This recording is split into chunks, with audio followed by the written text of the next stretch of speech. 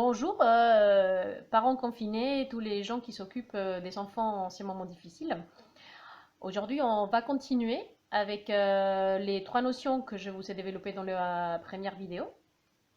Mais comme j'ai tellement de choses à vous raconter, eh ben, je vais vous le faire en trois vidéos. Donc la première, on va parler de la sécurité et de la figure d'attachement dont je vais vous parler dans la première vidéo.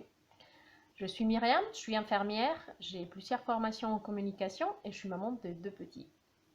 On commence. Allez, c'est parti. La première notion, c'est la sensation de sécurité. Et je dis bien c'est une sensation parce que c'est subjectif. C'est-à-dire que à chacun, ça nous apporte la sécurité quelque chose de différent. Donc pour les adultes, souvent ça va être quelque chose de matériel comme avoir un CDI, des économies dans la banque, un bon salaire. Voilà. Mais je vous invite à chacun de vous à réfléchir qu'est-ce qui vous apporte de la sécurité. Après, il y a des adultes qui ont parfois en cécité ou des choses comme ça, que pour eux, la sécurité, ça va être dans le contrôle de l'espace. Donc chez eux, chaque chose va être rangée à sa place. Et s'il y a quelque chose qui n'est pas à sa place, bah, du coup, c'est un petit peu la difficulté, ça manque un peu de sécurité. D'accord. Donc voilà, réfléchissez chacun de vous, qu'est-ce qui vous l'apporte. Pour les enfants, bah, c'est ce qu'on disait, c'est nous, les figures d'attachement qui apportons de la sécurité. Alors pour chaque enfant, ça va dépendre d'un contexte. Donc ça dépend de l'âge.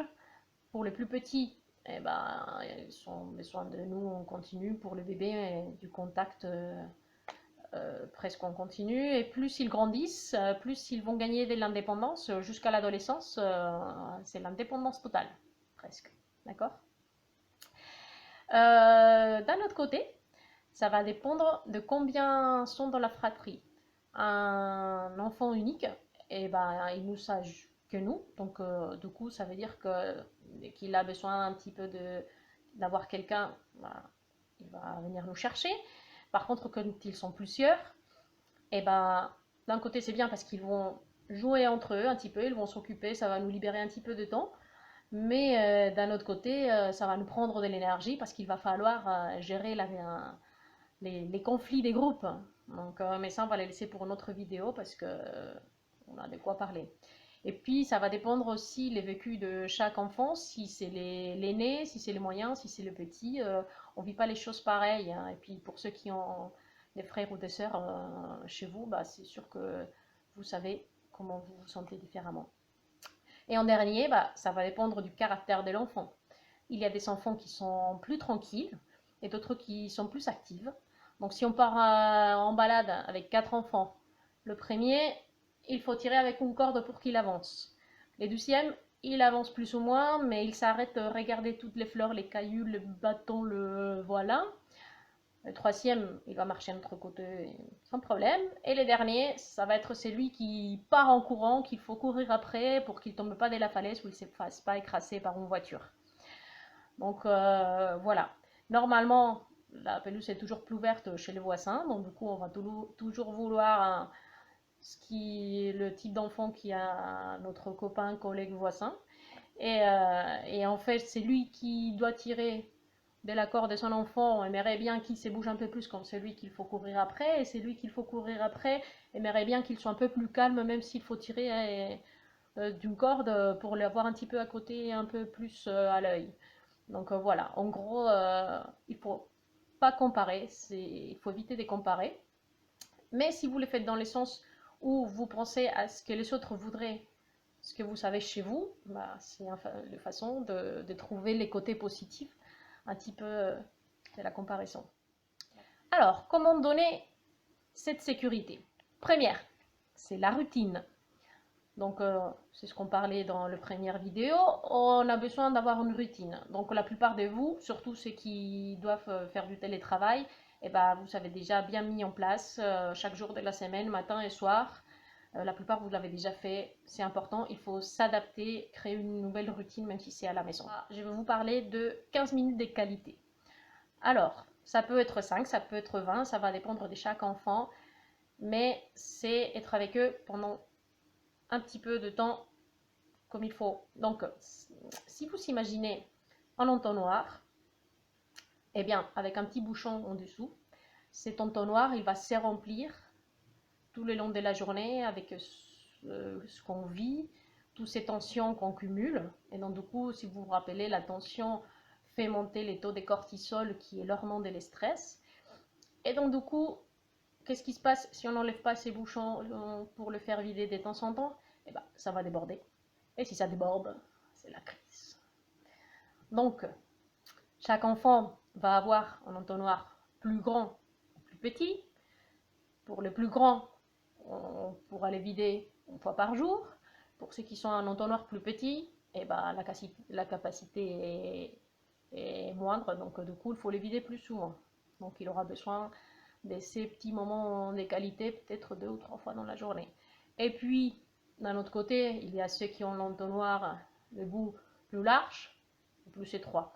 Donc, pour les 3, ça veut dire que ça va s'éviter tout doucement, donc ils auront besoin de plus de temps, plutôt 20 minutes. Et ceux qui est plus large, eh ben, ça va s'évider plus vite, donc en 5 minutes, ils sont rechargés un petit peu les batteries, et puis ça suffit. Comment on fait pour vider cet entonnoir? Eh ben, par notre présence. C'est-à-dire qu'on va leur apporter ces 15 minutes de qualité où on va être 100% conscient avec eux. C'est une espèce de méditation, il faut vivre le maintenant, ici, avec eux. Et oublier les portables, oublier le travail, les factures, il vous faut oublier les courses, voilà. On oublie tout, on est avec eux. D'accord? Et comment? Eh ben, ça dépend de chaque enfant. Il y a ceux qui aiment bien qu'on lui lise une histoire, d'autres jouent avec eux, et puis ça peut être simplement leur écouter. Parfois, ils ont plein de choses à nous raconter, des petites histoires, leurs affaires, et même si c'est avec leur langage, ça dépend de l'âge, et bah, c'est important pour eux, mais aussi pour nous. Oui, d'accord. D'accord? Donc, ça leur fait un petit peu vider cet entonnoir. Et comme ça, on évite que ça éclate. Et en dernier, c'est les limites. Donc, vous avez toujours entendu parler que les normes, les limites sont importantes, c'est bien, etc. Mais pourquoi? Qu'est-ce qui nous apporte? Les limites nous apportent de la sécurité parce qu'elles sont connues par tous et respectées par tous. Et quand on ne les respecte pas, on sait à quoi s'attendre. C'est de cette façon que ça nous apporte de la sécurité. Donc, je voulais vous donner 2 petits exemples pour vous montrer comment ça marche un petit peu ces sens de sécurité. Le premier, c'est mon expérience perso à moi. Quand je suis partie à l'étranger, pour que vous voyez l'équivalence entre sortir de la zone de confort que je vous parlais avec les confinements dans la première vidéo, je suis partie au Vietnam. Et donc, du coup, changement complet des cultures en descendant de l'avion. Et ben, on a pris une voiture, soi-disant c'était un taxi, avec 2 mecs qui nous amenaient, on savait pas très bien où on allait débarquer, on avait un peu la trouille. En plus, on roulait en sens inverse sur l'autoroute à coups de klaxon, donc on était bien accrochés à un siège. Et en arrivant en bas de l'hôtel, ils ne voulaient pas nous laisser descendre si on ne payait pas les doubles ou les triples de ce qu'ils avaient demandé au départ, donc il fallait négocier, alors qu'en Europe on n'a pas l'habitude de négocier, le prix c'est le prix. Donc, du coup, voilà, chamboulement total. Bah, quand je suis arrivée dans la chambre de l'hôtel, je pleurais à chaudes larmes parce que je voulais rentrer chez moi, voilà, récupérer mon stabilité.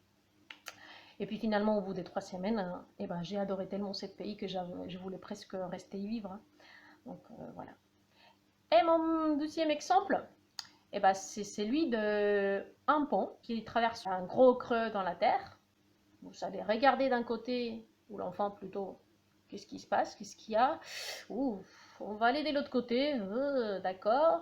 Et ils vont avancer à 4 pattes en rompant là tout doucement, avec de l'inquiétude, de la peur, d'accord. Et ils vont continuer à avancer très doucement. Qu'est-ce qui se passe si on leur met 2 bombes barrières de chaque côté? On va les regarder tranquillement d'un côté, ok, d'accord. On va aller de l'autre côté, parfait. Et puis, debout, on va continuer à avancer, à se développer, à progresser tranquillement. On va tester de temps en temps un petit peu les barrières, voilà, et on continue tranquillement notre développement. Et c'est comme ça qu'il y a un peu que ça marche Je trouve cette image très graphique, très parlante, pour vous montrer est-ce que c'est la sécurité et en quoi c'est important les limites. Mais attention, hein, parce que limite, il faut pas faire n'importe comment parce que ça ne veut pas dire dictature. Parce que la dictature nous amène à la rébellion et ça ne nous intéresse pas du tout. D'accord? Donc, limite, oui, d'accord, mais comment? Il faut qu'il y ait du sens, d'accord? Dans les normes qu'on essaye de transmettre. Parce que si ça n'a pas de sens, c'est pas logique, eh ben, on va pas s'y tenir, hein. Vous, au boulot, si on vous dit de faire n'importe quoi, bah non, je ne veux pas le faire. D'accord? Donc il faut qu'il ait du sens. Il faut qu'il y ait pas beaucoup. Parce que si vous faites toute en liste comme ça, déjà on va en oublier la moitié. Et puis en plus, quand vous devez signer les clauses d'un contrat et qu'il y en a 50, ouais d'accord, vous les lisez pas. Vous cochez oui, d'accord, lu, approuvé, vous signez et hop, ouais, ouais, ouais, ouais. Comme les ados, ouais, ouais, ouais. D'accord, que dalle. Donc il faut qu'il y en ait pas beaucoup. Et aussi, il faut qu'elles soient claires. Parce que si elles sont pas claires, on va pas bien comprendre, mais en fait, mais on peut sortir, mais on peut promener les chiens, mais du coup faire les courses, mais du coup, mais 1 heure, mais 1 kilomètre. Au départ, c'était avec le vélo, après, on peut plus y aller avec les vélos. Enfin, voilà, on va essayer de trouver les failles. Et donc, voilà, ça va poser de problème. Donc, il faut qu'il y ait du sens, qu'il n'y en ait pas beaucoup et qu'elle soit claire. D'accord? Eh bien, si vous avez bien aimé aussi cette petite vidéo, je vous fais les ressources dans la prochaine. Et puis, du coup, vous n'oubliez pas de vous souscrire si vous ne l'avez pas fait encore. Vous partagez à fond et vous me faites un petit like. Et puis, on se voit à la prochaine vidéo. Au revoir!